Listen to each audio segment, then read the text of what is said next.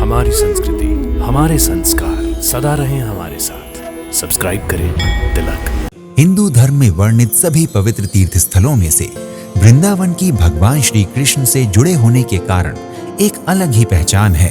लेकिन 1500 ईस्वी के पूर्व वृंदावन की कोई पहचान बाकी नहीं रह गई थी। यहाँ तक कि वृंदावन जनमानस की स्मृतियों से भी खो चुका था। इतिहासकारों के अनुसार 1515 ईस्वी में श्री चैतन्य महाप्रभु मथुरा पधारे थे। तब उन्होंने यहाँ श्री कृष्ण से संबंधित स्थानों की पहचान की और उन्हें जन जन तक पहुँचाया। उसके बाद यहाँ के जीर्ण शीर्ण मंदिरों का पुनर्निर्माण किया गया और उनमें फिर से पूजा की परंपरा को आरंभ किया गया। वृंदावन फिर से वैसा ही चहकने लगा जैसा कभी श्री कृष्ण की मुरली सुनकर चहकता होगा। आज श्री कृष्ण वृंदावन की पहचान है। यहाँ श्री कृष्ण को समर्पित अनगिनत मंदिर और उनसे संबंधित स्थान हैं, जिनमें से अधिकांश के पौराणिक साक्ष्य भी उपलब्ध हैं। श्री कृष्ण का जन्म वृंदावन से लगभग 11 किलोमीटर दूर मथुरा में हुआ था। मथुरा और वृंदावन सहित ये सारा क्षेत्र ब्रिज भूमि के नाम से जाना जाता है, जिसमें गोकुल, गोवर्धन, नंदगांव, बरसाना आदि स्थान शामिल हैं। श्री कृष्ण ने अपने बचपन और यौवन के अनेक वर्ष ब्रिज भूमि में ही बिताए थे। ये भूमि श्री कृष्ण की माखन चोरी तथा गोपियों को छेड़ने जैसी जग प्रसिद्ध बाल लीलाओं की साक्षी रही है। श्री कृष्ण को रास लीला बहुत प्रिय थी। रास भक्ति एवं प्रेम से युक्त सुंदर नृत्य शैली को कहा जाता है। धार्मिक मान्यताओं के अनुसार श्री कृष्ण राधा रानी तथा अन्य गोपियों के साथ समय समय पर ब्रिज भूमि के अनेक स्थानों पर रास रचाया करते थे। लेकिन इन सभी स्थानों में उन्हें सबसे प्रिय वृंदावन ही था। वृंदावन शब्द की यदि संधि करें तो हमें 2 शब्द प्राप्त होते हैं, वृंदा तथा वन। वृंदा का अर्थ है तुलसी तथा वन का अर्थ है जंगल, अर्थात तुलसी का जंगल। प्राचीन काल में तुलसी का ये वन काफी विस्तृत भाग में फैला हुआ था, किंतु समय के साथ साथ वर्तमान में ये वन बहुत सिमट गया है और निधिवन के नाम से जाना जाता है।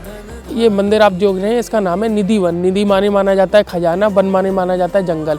इसी निधिवन से स्वामी हरदास जी ने अपनी तप से बांके बिहारी जी को प्रकट किया था। स्वामी हरदास जी जो थे वो तानसेन बैजू बावरा के गुरु थे, संगीत के सम्राट थे। स्वामी हरदास जी बांके बिहारी जी को यहाँ से प्रकट किया, उसके बाद में उधर विराजमान करके उनका महल बना के उनको विराजमान किया और यहाँ पर जीवित समाधि ली थी स्वामी हरदास जी ने।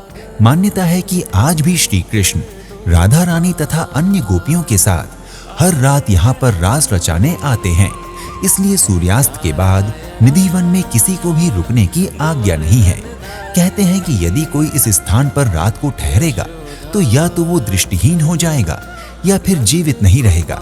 ये मान्यता इतनी प्रबल है कि निधिवन के आसपास निवास करने वाले लोग आज भी अपने घरों में निधिवन की ओर या तो खिड़कियां बनवाते ही नहीं हैं, और यदि बनवा भी लेते हैं तो उन्हें रात्रि में खोलते नहीं हैं।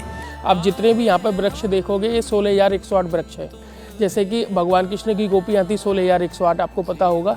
ये 16,108 वृक्ष हैं। तो नीचे से एक जड़ निकलती है, ऊपर जाते जाते 2 हो जाती है। हर वृक्ष में आप देखोगे, आप इसकी डेप्थ पे जाओगे तो आप देखोगे एक जड़ निकलती है, ऊपर जाते जाते 2 हो जाती है। तो माना जाता है रात में ये, अभी तो जैसे लता पता हैं दिन में, रात में ये गोपियाँ बनती हैं और उसके बाद में एक एक कृष्ण एक एक गोपी बन के यहाँ पे रात में रात करते हैं।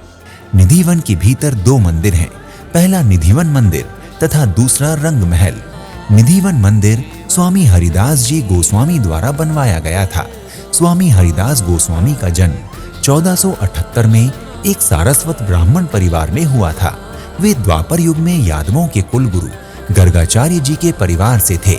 मान्यता है कि स्वामी हरिदास राधा रानी की एक प्रिय सखी ललिता के अवतार थे। स्वामी हरिदास संगीत कला में बहुत पारंगत थे। वे अकबर के नवरत्नों में से एक तानसेन के संगीत गुरु भी थे। कहते हैं कि एक बार स्वामी हरिदास जी को राधा कृष्ण ने साक्षात दर्शन दिए थे।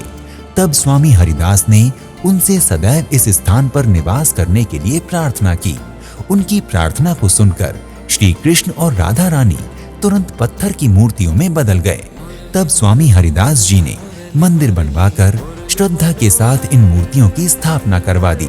स्वामी हरिदास जी की मृत्यु के पश्चात 1862 में इस मंदिर से कुछ दूरी पर एक बड़ा और भव्य मंदिर बनवाकर मूल मंदिर को वहीं स्थापित कर दिया गया। जिसे आज बांके बिहारी मंदिर के नाम से जाना जाता है। निधिवन के दूसरे मंदिर रंग महल के बारे में मान्यता है कि आज भी रासलीला के बाद इस स्थान पर आकर श्री कृष्ण अपने हाथों से राधा रानी का श्रृंगार करते हैं।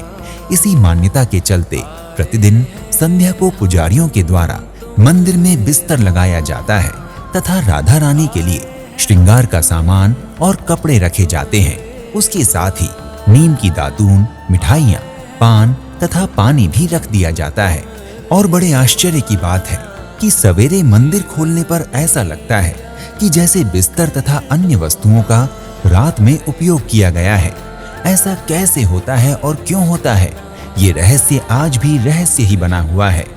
जो सेज होती है ठाकुर जी की, जो सैया होती है, उसको भक्त लोग दूर दूर से आते हैं मनोकामना के लिए और उसको सजाते हैं अपने हाथों से। और सुबह आके देखते हैं जैसे उसमें फूल सजाते हैं गर्मियों के समय पे, तो फूल बिखरे हुए मिलते हैं। जो लड्डू रखते हैं ठाकुर जी के लिए वो खाया हुआ मिलता है, पान जो होता है वो चबा हुआ मिलता है। तो उससे पता चलता है कि राधा रानी का पहले श्रृंगार किया है अपने हाथों से कृष्ण भगवान ने, बांके बिहारी जी ने, उसके बाद में रासलीला की है। निधिवन पर्यटकों तथा श्रद्धालुओं के लिए ग्रीष्म ऋतु में सवेरे 5 बजे से लेकर रात्रि 8 बजे तक खुला रहता है। शीत ऋतु में इस समय को घटाकर सवेरे 6 बजे से लेकर संध्या 7 बजे तक कर दिया जाता है। वैसे तो निधिवन में सभी त्योहार बड़े ही धूमधाम के साथ मनाए जाते हैं, लेकिन प्रमुख रूप से जन्माष्टमी, होली, शरद पूर्णिमा और कार्तिक पूर्णिमा उल्लेखनीय है। इन अवसरों पर निधिवन सहित समस्त ब्रिजभूमि कृष्ण के रंगों में रंग जाती है।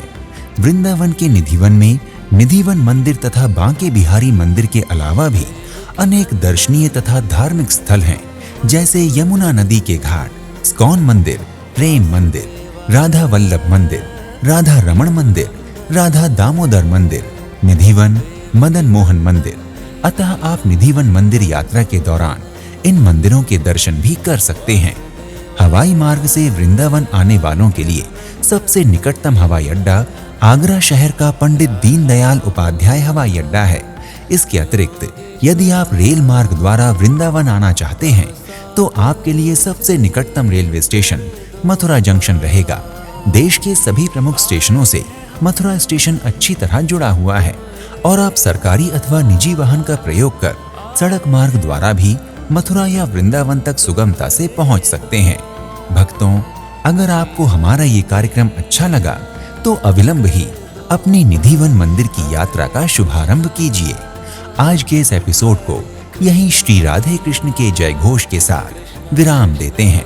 शीघ्र ही एक नए धाम की यात्रा पर आपसे फिर भेंट होगी। प्रणाम। इति शुभम।